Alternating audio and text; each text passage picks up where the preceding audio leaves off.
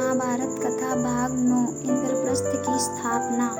द्रौपदी स्वयंवर के पहले विदुर को छोड़कर सभी पांडवों को मृत समझने लगे और इस कारण धृतराष्ट्र ने इस कारण शकुनी के कहने पर दुर्योधन को युवराज बना दिया।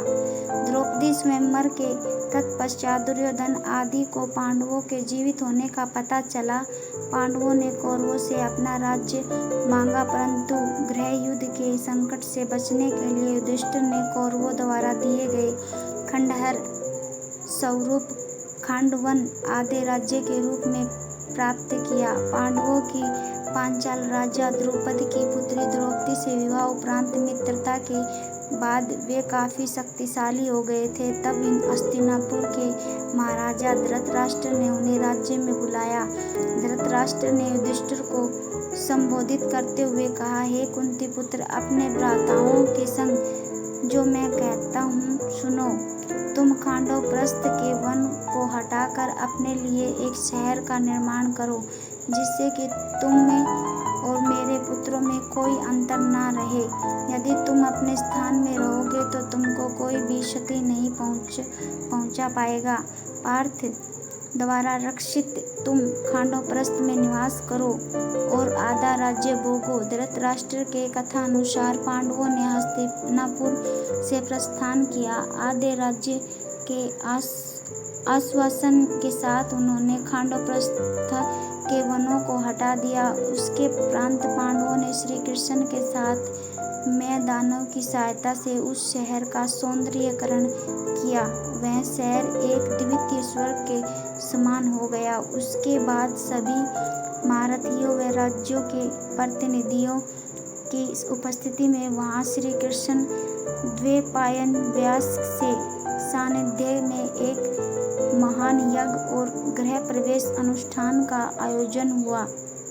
उसके बाद सागर जैसी चौड़ी खाई से घिरा स्वर्ण गगनचुंबी चार दीवार से घिरा वह चंद्रमा या सूखे मेघों जैसा श्वेत वह नगर नागों की राजधानी भोगवती नगर जैसा लगने लगा। इसमें अनगिनत प्रसाद असंख्य द्वार थे, जो प्रत्येक द्वार गरुड़ के विशाल फैले पंखों की तरह खुले थे। इस शहर की रक्षा दीवार में मंदराचल पर्वत जैसे विशाल द्वार थे। इस शस्त्रों से सुरक्षित नगरी को दुश्मनों का एक बाण भी खरोंच तक नहीं सकता था।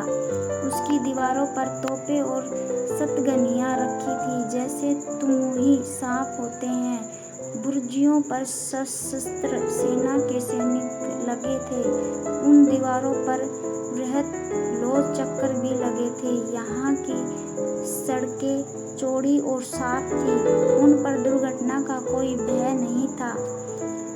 भव्य महलों, अट्टालिकाओं और प्रासादों से सुसज्जित यह नगरी इंद्र की अमरावती से मुकाबला करती थी। इस कारण ही इसे इंद्रप्रस्थ नाम दिया गया था। इस शहर के सर्वश्रेष्ठ भाग में पांडवों का महल स्थित था। इसमें कुबेर के समान खजाना और भंडार थे। इतने वैभव से परिपूर्ण इसको देखकर दामिनी के समान आंखें चौंध आ जाती थी। जब शहर बसा तो वहाँ बड़ी संख्या में ब्राह्मण आए, जिनके पास सभी वेद शास्त्र इत्यादि थे। वे सभी भाषाओं में पारंगत थे। यहाँ सभी दिशाओं से बहुत से व्यापारी गण पधारे। उन्हें यहाँ व्यापार कर धन संपत्ति मिलने की आशाएं थी। बहुत से कारीगर वर्ग के लोग भी यहाँ आकर बस गए। इस शहर को घेरे हुए कई सुंदर उद्यान थे, जिनमें असंख्य प्रजातियों के फल फूल इत्यादि लगे थे। इनमें आम्र, अमृतक, कदम, अशोक, चंपक, पुंग, नाग, लकुचा, पनास, साल्स और ताल्स के वृक्ष थे। तमाल, बकुल और केतकी के महकते पेड़ थे। सुंदर और पुष्पित अमलक, जिनकी शाखाएं फलों से लदी होने के कारण झुकी रहती थी। लौद्र और सुंदर अकोल वृक्ष भी थे। जम्बू, पाटल, कुंजल, अतिमुक्ता, करीवृक्ष, पारिजात और ढेरों अन्य प्रकार के पेड़ पौधे लगे थे। अनेकों हरे भरे कुंज या मयूर और कोकिल ध्वनियों से गूंजते रहते थे। कई विलास गृह थे जो कि शीशे जैसे चमकदार थे और लताओं से ढके थे। यहाँ कई कृत्रिम टीले थे और जल से ऊपर तक भरे सरोवर और झीलें, कमल तड़ाग जिनमें हंस और बतखें, चक्रवाक इत्यादि किल्लोल करते रहते थे। यहाँ कई सरोवर में बहुत से जलीय पौधों की भी भरमार थी। यहाँ रहकर शहर को भोगकर पांडवों की खुशी दिनों दिन बढ़ती गई। भीष्म पितामह और धृतराष्ट्र के अपने प्रति दर्शित नैतिक व्यवहार के परिणाम स्वरूप पांडवों ने खांडवप्रस्थ को इंद्रप्रस्थ में परिवर्तित कर दिया।